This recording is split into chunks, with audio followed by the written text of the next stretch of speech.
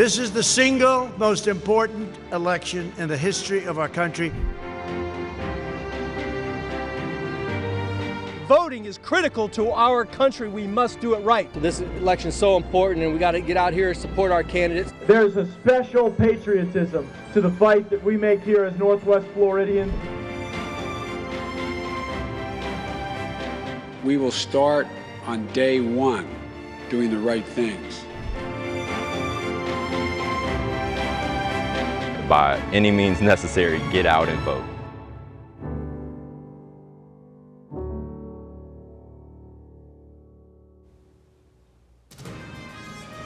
Good afternoon. Thank you for being here with us. We're bringing you team coverage of Election Day as we come on the air this afternoon. Channel 3 crews are following all the major developments playing out locally, statewide, and of course, nationally. Northwest Florida voters can still cast their ballots until 7 tonight. That's when polling locations close across the state. If you are heading to the polls this evening, you must vote at your designated polling location, which is determined by the address you're registered with. And if you still plan to vote by mail but never sent in your ballot, you can still make your vote count as long as you drop off your ballot at your supervisor of elections office by 7 p.m. You're good to go, and you can drop it off at your assigned precinct. However, you can surrender your ballot there and then vote regularly at your polling location instead. At this point, if you do put your ballot in the mail or you take it to the post office, it will not make it on time. Again, you do have to drop it off at your supervisor of elections office, not your precinct. After months of a bitter back and forth between President Trump and former Vice President Joe Biden, Election Day finally here. Americans left waiting to see if voters will give the president another 4 more years or if the nation's highest office will be under new leadership in the new year. ABC's Andrew Dymburt reports on the presidential race from Washington, D.C. After a record more than 100 million early and mail-in voters cast their ballots, millions more now heading to the polls on Election Day. I would have swam across the lake of alligators to vote today. This isn't about one person or Joe Biden or Donald Trump. This is about America. A long, bitter battle between President Donald Trump and opponent former Vice President Joe Biden coming to a close. Biden still campaigning today in Pennsylvania. If you haven't gotten everybody out, get them out. Biden heads into Election Day ahead in most major polls. But this morning, a confident President Trump saying he expects to do better in the Electoral College than he did in 2016. We're going to have a great night, and we're going to have, much more importantly, we're going to have a great 4 years. On Monday, the candidates making their final push in the battleground states. The power to change this country is in your hands. This does not look like a second-place finish.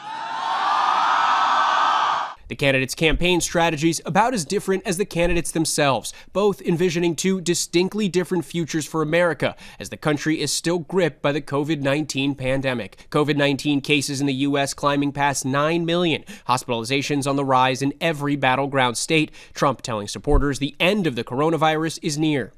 That ends the pandemic. And it will end anyway. They hate it when I say we're rounding the corner. It's going to end anyway, but the vaccine will make it go a lot quicker. Biden, as he's done throughout the trail, hammering Trump for his handling of the virus. We're going to beat this virus. We're going to get it under control. And the first step to beating this virus is beating Donald Trump. So far, roughly 100 million Americans have already voted, and experts say it's likely we won't know who wins this election tonight, that in some of these critical battleground states, it could take days to count up the record number of votes. But just because it takes a little bit longer doesn't necessarily mean that there's any sort of election issue. Andrew Dymburt, ABC News, Washington. Meanwhile, in Florida, the Secretary of State says all 6,000 precincts opened on time across the state this morning. Technology issues were reported in 2 counties. And as Mike Veselinda tells us, security is tight today in the Capitol and elsewhere. Yes, indeed. Democratic lawyers have been telling us for weeks that mail ballots are a likely source for legal challenges in this election. And as of 11 a.m. this morning, there were still 1.2 million mail ballots outstanding across the state, with just over 19,000 of those in Escambia County. Thousands of mail ballots were being turned in drop boxes like this one. Security at the state elections office was beefed up, and the Secretary of State acknowledged the National Guard was on alert.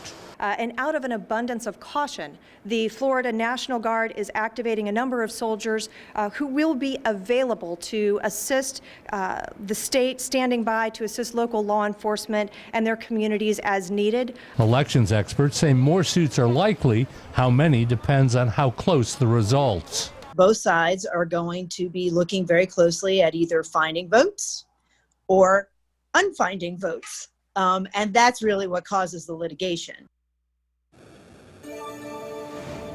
Now, under Florida law, that any lawsuits brought challenging an election have to be brought in the courts here in the state capitol. And in an abundance of caution, the chief judge in this circuit has added 3 more judges to the civil division just in case.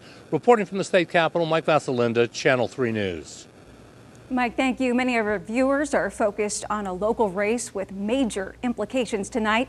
Channel 3's Tanner Stewart is live from the Escambia County Supervisor of Elections office to break the District 1 House race. Tanner. April, we expect this to be closely monitored by many across Northwest Florida tonight. Matt Gaetz, a Republican, looking to hold his seat in the House in Washington, while his opponent, Democrat Phil Eyre, hoping to take him away from that seat. Going back to Gaetz, he is an outspoken conservative. He is known to be the Trumpiest of all congressmen in Washington. He says he wears that as a badge of honor. Gaetz' campaign says they won't be doing any interviews with anyone tonight. They are expected to send us a statement at some point in the evening. Back to his opponent, Phil Eyre, is a 26-year Navy veteran, an activist for veterans' rights across Pensacola. He told me just last month, April, you couldn't find 2 candidates more opposite in terms of policy when it comes to Eyre and Matt Gaetz. He even compared their differences to that of President Trump and Joe Biden. I spoke with Eyre this afternoon, who's been to at least 10 polling places throughout the day. Let's take a listen. I've been all over the district, in every county, Holmes County, Walton, Okaloosa, Santa Rosa, north, south, beach, no beach. And oh, by the way, let's remember what Matt Gaetz has not done for our beaches, not protected them. Now, beach access is a major component to Eyre's campaign. Coming up at 5, we'll explain that in more detail. There is a third candidate in this race. It's Albert Orem, running as a non-party affiliate. We'll have more on all of these candidates throughout the night. You can track us on air and online right here on Channel 3 News. Reporting live in Escambia County, I'm Tanner Stewart. Tanner, thank you. Another race to watch tonight is for Escambia County Sheriff. It's a battle between 2 former Pensacola police chiefs. Channel 3's Rebecca Castor and Carolyn Serta are both following the candidates tonight. We're going to start with Rebecca, who's live in Cantonment, where Chip Simmons will be watching the results come in. Rebecca.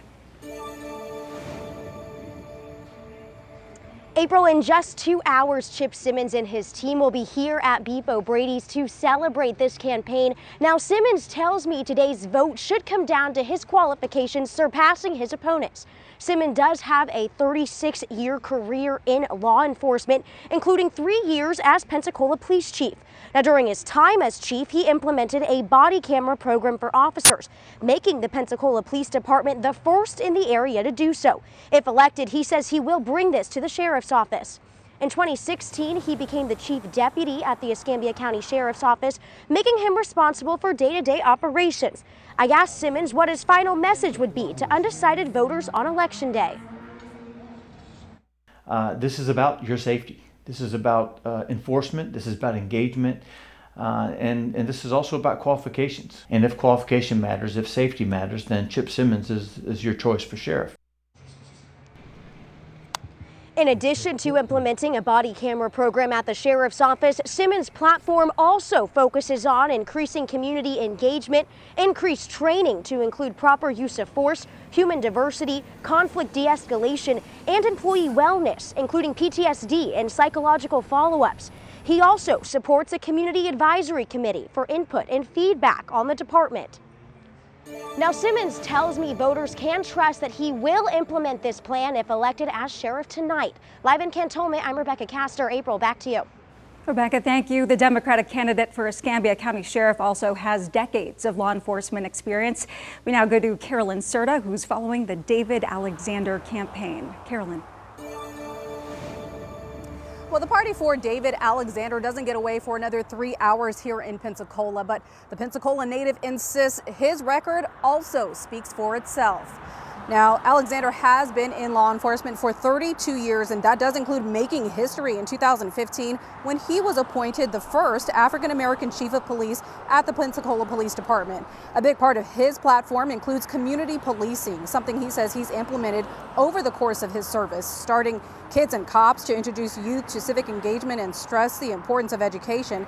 Also launching a Little Free Library, a literacy program especially for high crime neighborhoods. We also asked Alexander what his message is to undecided voters today. He says, don't get too caught up in the national conversations. Instead, focus on the issues he believes he can help solve here at home. We have a lot of things that are important to us: our schools environment, our churches environment, our business environment. We want streets safe. You know, Northwest Florida is on the top of the list for one of the most dangerous spots for bicyclists, motorcyclists, and pedestrians. We also have some serious domestic violence problems that we need to be focusing on. And sometimes those narratives get lost in a national narrative that may not be really relevant to here.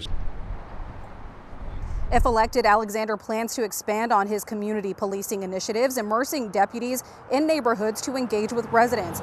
He not only wants better training for law enforcement as well, but also wants to provide education to citizens so that in any situation, everyone can better problem solve and stay safe. Now, if elected tonight, Alexander would also become the first ever black sheriff for Escambia County. Reporting live in Pensacola, Carolyn Serta, Channel 3 News. Carolyn, thank you. Channel 3 will have full coverage of all local and state elections as well as the presidential election all throughout the day. You can stick with us for real-time updates tonight, both on air and online. Go to our election results page on WEARTV.com. Our coverage continues on Channel 3 News at 4 in just a few moments. First Morning Weather, sponsored by Pensacola State College.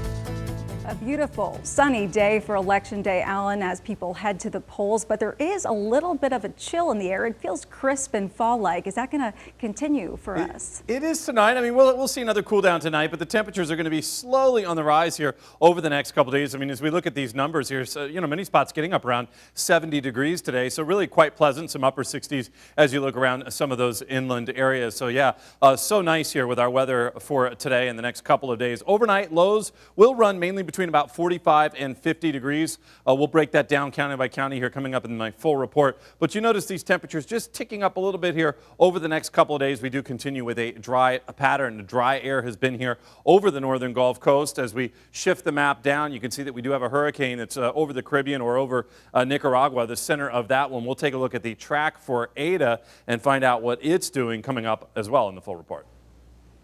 Alan, and when we come back, we speak with a political analyst about the presidential election and the major factors in play tonight. Download the new Channel 3 News app now, sponsored by the Levin Papantonio Law Firm.